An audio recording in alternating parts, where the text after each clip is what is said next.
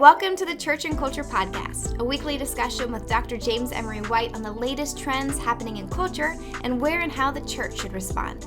Jim is the founding and senior pastor of Mecklenburg Community Church in Charlotte, North Carolina, president of Serious Times, a ministry devoted to exploring the intersection of faith and culture, former professor of theology and culture at Gordon Conwell Theological Seminary, where he also served as their fourth president, and the author of more than 20 books.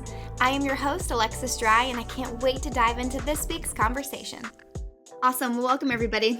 I was thinking if we had a verb in English that captured, the simultaneous response of experiencing laughter and sadness at the same time, I think that's the word that I would have used when I read a recent headline. It was entitled, "Parenting is Bad for Your Health."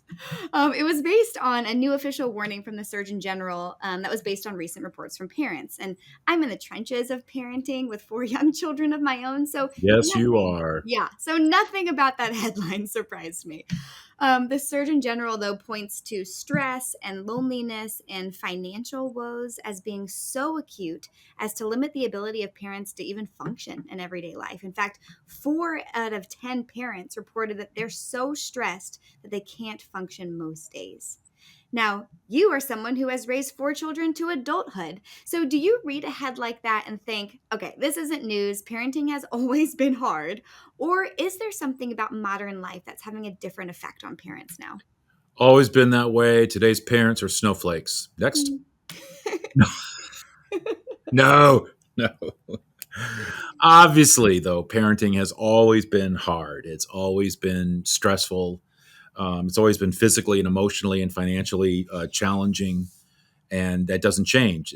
I'm reliving it a lot these days because Susan and I have talked about the kinds of things that we felt when we were raising our 4 kids. We're feeling it now every time we interact, babysit, have sleepovers, watch the kids over vacations, our 16 grandkids. And it's just, it's the same kinds of tasks, the same kinds of challenges, the same kinds of tanks that get depleted. And it's draining in so many different levels. It's not just emotionally draining. It's not just financially draining. It's physically draining as well. I mean, it's just we joke that's a young person's job. But there are some new parenting dynamics today that parents haven't had to face before. And I think it's very important that those of us in earlier generations who have had our parenting run end, and we don't get sanctimonious about it, that we really have our eyes wide open. It is different today. I mean, the basics, the values, that kind of stuff hasn't changed, but there are some new challenges that hasn't been faced. And I would say that the headline, without a doubt, is being in an online world, and specifically social media. There's just no doubt that is just a challenge. That is a dynamic that no other parenting generation had to face before. Yeah, we faced what they had to watch on TV and things like that. That's nothing compared to the internet. Another new dynamic is that parents today do feel, and I do think this is qualitatively different. They do feel a duty, a responsibility to give their kids every possible advantage. Every possible advantage. I don't know if that ran as strong in previous generations. I mean, obviously parents always love their kids and wanted the best for their kids and wanted them to have advantages without a doubt. But today there is a drivenness. There is a pressure to have their kids have everything possible. There's an expectation that they give their child time and money in a way that almost has no boundaries. There's a fear that their child will not succeed, not be normal, not fit in, not thrive, not make it. Back in the 90s, a sociologist named Sharon Hayes who called this type of parenting intensive parenting. And then another team of sociologists described it as painstakingly and methodically cultivating children's talents and academics and their futures through, what you do through everyday interactions, everyday activities, just having it all be on the line almost every single day. But we may have reached a point, as a Surgeon General and others have suggested as well, not just him, where intensive parenting has become too intense for parents. It's just too much. There was a Wall Street Journal article I read talking about this that put it that, and we'll link to this and everything else that we refer to in the show notes, but that parents spend greater shares of their money on their children than parents did a generation ago. A greater share, greater percentage, especially for extracurricular activities like sports, tutoring, things of that nature. They spend more time actively engaged with them, reading or on the floor playing, as opposed to sending the kids outside to play by themselves. The wealthier parents are more able to make these kinds of investments. The pressure to parent like this reaches across class and across income, as research has shown, which puts even more pressure on those that may not have a lot of financial margin in their life. Parents just blame themselves when they don't measure up. The majority say that they feel that their children's successes or their children's failures reflect on them. It's their success, it's their failure. And significant shares of parents feel judged by how they parent. The Surgeon General really did call out and this intense culture of, how did he phrase it? An intense culture of comparison. And I think that's just been exacerbated by the internet, social media, and I mean, I have met more than a few moms who just said, I just can't even go on Instagram. I just can't even go on Facebook. I'm just not going to do it because it's just, I walk away feeling terrible and horrible. And there's all these people portraying themselves as the perfect moms. And this is how you do it. This is how you don't do it. And look at me. And of course we all know the reality behind all those Instagram photos is anything but perfection. It's posing and it's posturing and it's presenting an image that is often fueled out of the insecurity of the person posting it, so that they're seen a certain way, but it still affects other people, and it does create this culture of comparison. As he wrote in his advisory, which was issued in August of this year, we're filming this in 2024, and in August of this year, he just said, chasing these unreasonable expectations has left a lot of families feeling exhausted, burned out, and perpetually, I thought this was interesting, perpetually behind. So. Yeah, I think I can resonate with a few of those things. Oh, I also read an article earlier this year. This was from The Atlantic, and it was interesting because it provided a view of American parents from those who live outside of the U.S. And I was a bit surprised, I to be read that honest. one. Yeah. It's interesting, wasn't it? It shared like that there's this consistent opinion that while the US is this incredible land of opportunity, it is not a good place to raise children. That American parents are seen kind of globally as being very overly protective with little government or like employer support and with really skeleton communities. I want to talk about the overprotective aspect a minute. Jonathan Haidt, in his book, The Anxious Generation, he writes that parents overprotect their children in the real world while underprotecting them in the virtual world. And I'm hoping that we can talk about the second part of that in a whole different podcast. But to the first part, parents will often point to, even just recent tragedies like school shootings and say that their fears for their children are justified. How much, though, of parents' anxiety about their children's safety is warranted? It was interesting when you survey people overseas about America, they say, "Oh yeah, and they don't cook, they eat out a lot, and they're all cowboys." And there's a lot of things. So, but I think in terms of the safety, I think it's warranted, but maybe not in the way many think. According to one analysis from like birth to age 18, kids in the United States are nearly twice as likely to die as kids in other, wealthy developed Western countries. And the number one cause of death is gun violence. That firearms are responsible for about 20% of all U.S. child and teen deaths. The average among other comparably large and wealthy countries is less than 2%. But that you got to be careful though when you read stats like that, because it could be in that country they don't even allow gun ownership, and so obviously you're going to have more deaths by gun if you have more guns out there. And so also it doesn't mean it's just school shootings that are happening. When someone dies by gun, it could be a kid finding a loaded gun in their home and they shot it accidentally. It could have been a hunting accident. Gang violence, drive-by shootings, and things like that happen where innocents are killed just because there's a shootout in the street. So, but anxiety goes beyond safety. I really think that the anxiety of parents is not, simply physical safety. That's huge, but I think we need to broaden it out, just anxiety in general. I would just say the average parent is anxious about a whole host of things.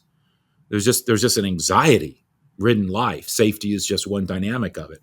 Again, I think recent reports, and again we'll link to in the show notes, have detailed this well. For example, a lot of parents, even of very young children, are riddled with anxiety about college already.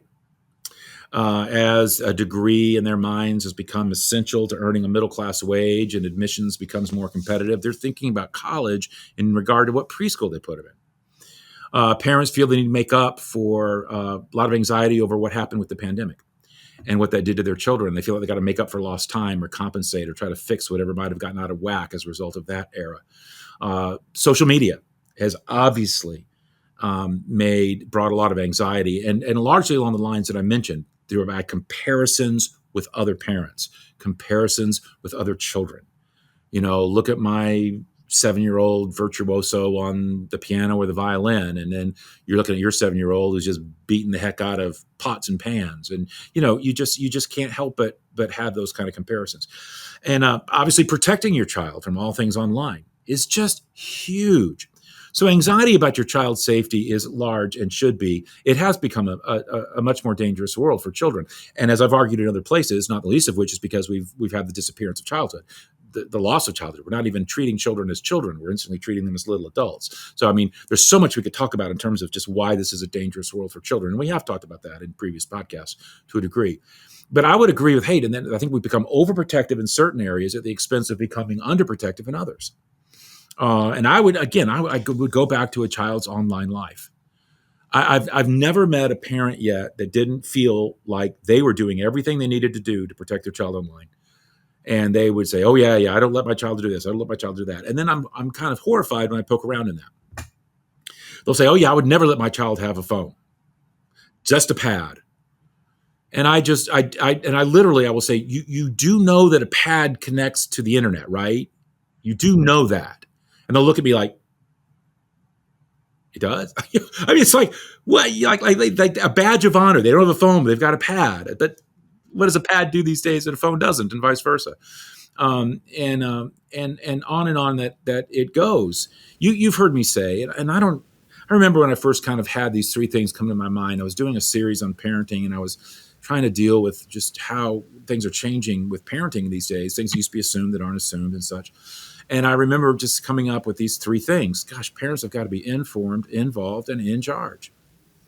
And that just stuck with me. And as I taught on it, it just stuck with people. And it's one of those things that I have learned to not tire of talking about because it's so important. I mean, to be informed means that you know what's going on in your child's world. It's to be up to date. It's to be current. It's to be knowledgeable.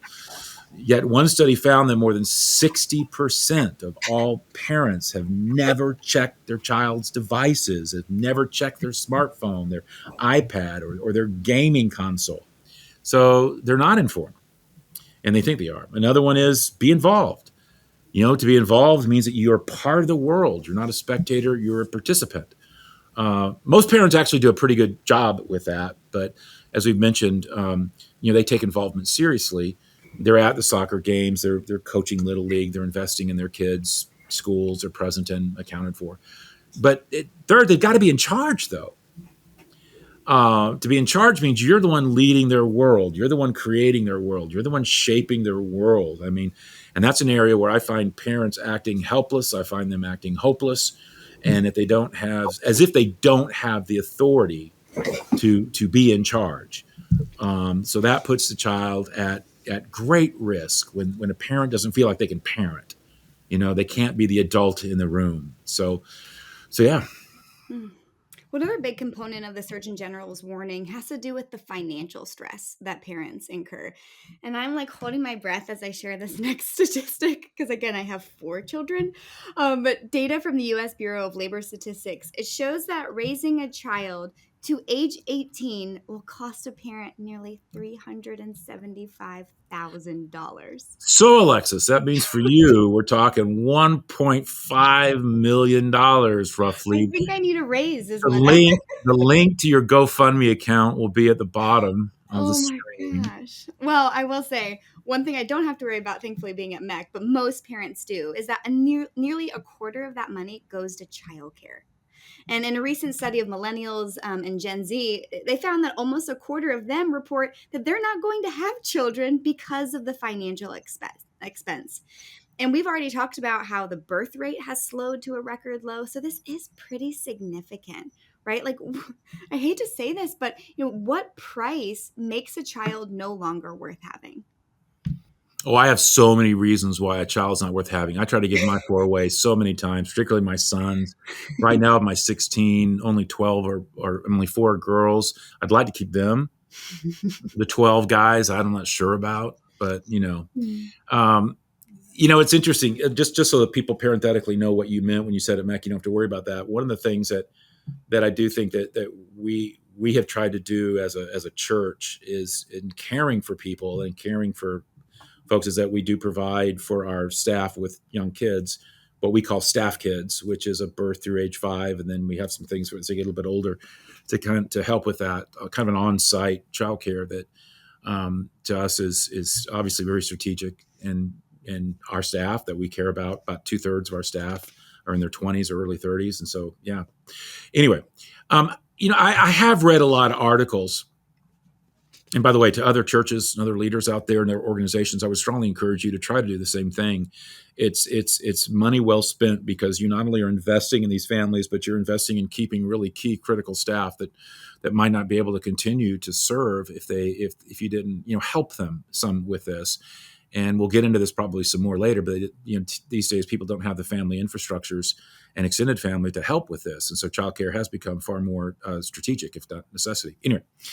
I've read a lot of numerous studies about young marrieds not wanting kids. About a quarter of millennials and Gen Z adults without children say they plan to stay that way. That's 1 out of every 4. And the number one reason they give is money. They don't even bat an eye. It's money.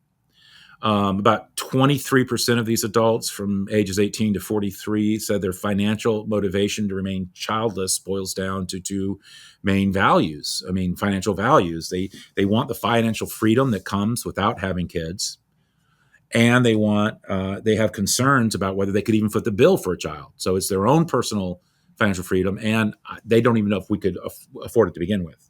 It's not even an option. And you're right. The findings come as the annual U.S. birth rate has slowed to a record low, and this is one of the reasons often cited. Research points to how financial factors are influencing the decision to start a family. In a recent survey, this was a Pew survey, found that Americans under 50 without children said that they opted against kids for both lifestyle and financial reasons, wanting to save for the future, having more time for hobbies and interests. And let's be honest, they're not wrong about the financial side of things. I mean, children are expensive. Having children costs a lot of money. I mean, it's money you would not spend if you did not have a child. Just like you have a dog, you have money you wouldn't spend if you didn't have a dog. And, I'm not equating the two, but, it's increasingly expensive to raise a child. We're talking hundreds of thousands of dollars per kid. And a lot of times those figures aren't even including college. That's just birth to 18. We're not even talking college. College is a whole other deal. Raising a family is a financial. Did I just depress you even further? Oh, gosh. Raising a family is a financial commitment. It always has been. More and more people are looking at family, and they're just making a financial choice. But having said all that, it is impossible to put a price tag on the joy of parenting, children, family, and how that continues with age in terms of enriching your life like no other investment you'll ever make. As you know, as I mentioned, I have 4 children and now 16 grandchildren. The joy of my family is worth more than any amount of money. any amount of money. I mean, I don't sit around having had 4 kids and now 16 grandkids and think what I could have done with that money. If anything, I look at people without kids, and I don't mean this in a condescending way, but I do. I can't help but look at them and feel like, you have, there's a bit of an impoverished life if you don't have children and grandchildren, because of the richness it gives. And I don't mean that in the kind of like milieu of our day, like you're somehow bad if you don't have kids. I'm just saying that I just know how much it's enriched my own. That's what I'm really trying to say. And even if you want to have money to be a driving factor, a lot of people who are saying, well, I can't afford it, I don't want to spend that money, I want to spend on other things. Well, you're not always going to be young. There's your senior years when maybe the financial investment you made in those children turns around and pays you back, when having the support and care and help of children becomes critical for your own financial and material well-being. And if you don't have that, it's just financially devastating. But this is also one of those areas that's just eternal. I mean, as all parents, no matter the era, there has had financial stress. I mean, this is one of those things where I don't care. Throw a stone, pick any period in history. Parents took on financial stress having children. It's, as one person put it, it's a rite of entry into parenthood that you are tight and it costs money. But I really, it's interesting. You have a lot of parents looking from the outside in saying, I don't want to do that. I rarely, if ever, meet a parent that says, I wish we hadn't had this child because of money. I don't think I've ever met anybody that said that. Right. Well, let's talk now about the loneliness factor that the Surgeon General mentioned. His report cited that 65% of parents and 77% of single parents feel lonely, and that's compared with 55% of non-parents. In some ways, I'll be honest, that feels a little counterintuitive because parents are often grafted into their children's social events. I can hardly keep up with the social fervor of my own children, their sports teams and their clubs and school friends and so on. So why is it that parents in particular are feeling so lonely?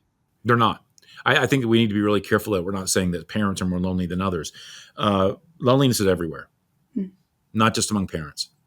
The UCLA loneliness scale that was funded by global insurer Cigna polled 20,000 Americans age 18 and over. The survey asked how often they would agree with such prompts as, there's no one I can turn to, another statement like, I feel a part of a group of friends. Where do you rate on those kinds of things? Seniors, 72 and older, were the least lonely of all the generations. Generation Z, the youngest, were the most lonely, which confirms what has been assumed by many, namely that the first generation raised in the context of social media is not being served by social media at all. They're not being served socially, at all. But it's not that social media is isolating them further. In fact, heavy social media users had only a slightly higher loneliness rating than those who never use social media. It's just that social media is just not helping with loneliness. This loneliness that was there before social media, during and after. This goes far beyond Gen Z. 3 out of every 10 millennials say they are often lonely. 1 out of every 5 say they have no friends at all. This loneliness is not the result of the digital revolution, and it's not even something particularly new. Culturally, it was happening before. A book that is still worth reading was written by Robert Putnam called Bowling Alone, groundbreaking book. And it was about the loss of social capital in the world. And as the title suggested, we once bowled in leagues, and now we bowl alone. Long before the time when the internet became the wallpaper of our life, Putnam's book was released in 2000. There was already the signs of a culture becoming increasingly disconnected from family, friends, neighbors, and other social structures like churches. So what is going on, particularly with parents? There's almost universal agreement that behind it all is this American belief, and it is fairly uniquely American, that parenting is an individual task, not a group task. The one that involves other people, even family. While many Americans experience loneliness, parents are more likely than non-parents to say they experience it and that no one understands the extent of their stress. Parents need a wider community, but they aren't part of a wider community. There's been a debate, or I'm sorry, there's been a decline in the informal community networks that help to raise children that were there in the past. The most common one that met that need was involvement in a church, and that's just decreased. And there isn't anything filling that void. Somehow, over time, we came to see parenting as an individual sport and not a team sport, but it is a team sport. Parents have got to have the support of family members and friends and neighbors and church members. And we aren't close to our neighbors, and we don't have many friends, and families, which is the real heart of helping raise kids, have eroded, or they don't live in close physical proximity. Families are just spread out all over the planet. Families are so spread out these days geographically that it just prevents them from functioning as a family in this way. And I really feel sorry for young parents this way. I really do. I genuinely do.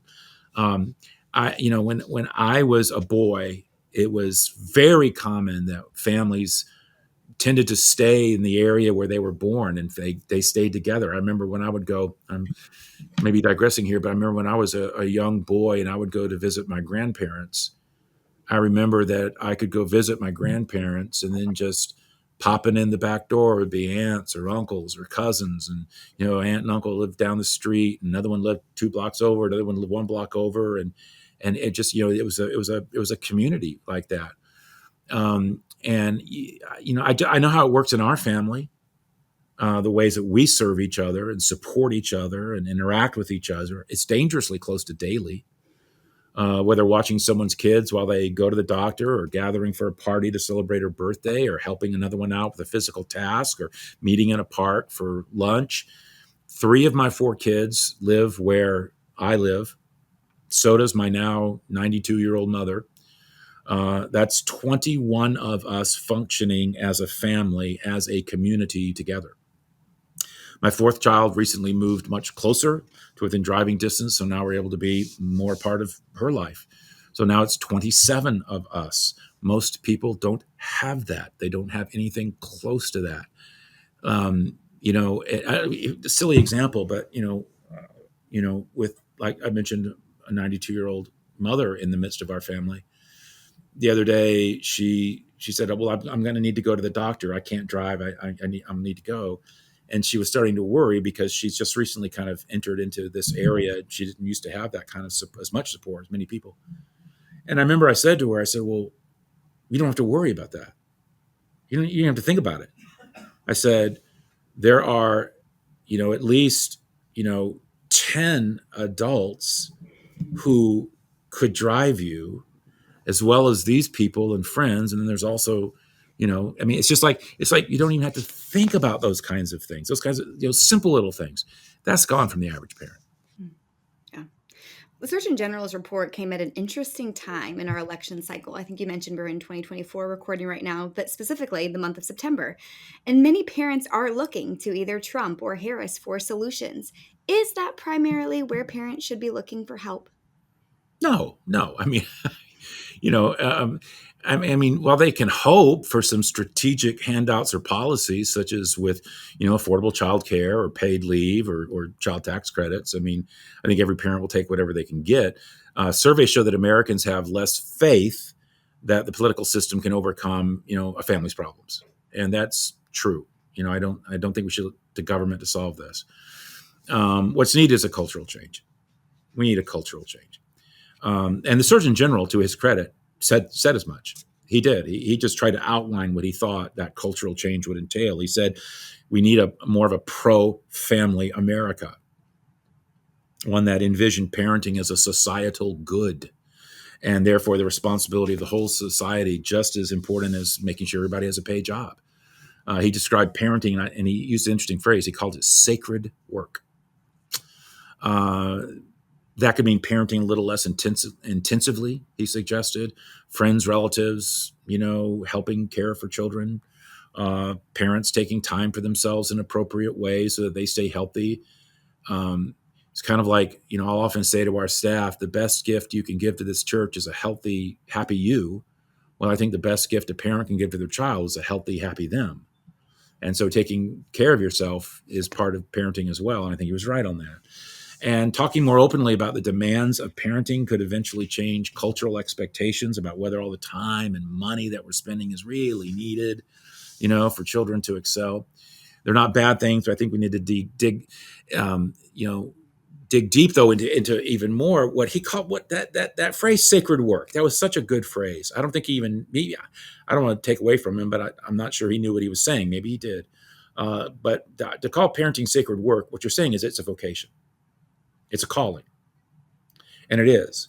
And it has to be, as a calling from God, it has to be infused with the presence and power of the living God through the Holy Spirit. That's how it was meant to function. It's interesting. We often will talk about how, or I'll think personally, about a project, a talk, a message, a ministry, a leadership thing. And I'll pray, Lord, I don't want to do this in the flesh. I want to do it in the power of the Spirit. I want to be prayerful about this. And I want to call on you and declare my independence on you. And I wonder how many parents are trying to parent in the flesh, but not in the Spirit, not in the power of the Spirit. But it's meant to function as a Spirit-filled, Spirit-gifted, Spirit-empowered enterprise where none of us have what it takes to be parents. None of us have what it takes to parent our children. We desperately need the presence and power of the Holy Spirit in our lives. And we need that extended family. God, it's interesting. We talked about loneliness. There's a verse that says, God sets the lonely in families. What was God's cure for loneliness? Family. And it also needs to be served by the wider Christian family, the wider Christian community, specifically the church, as the body of Christ comes together to serve parents and children and families.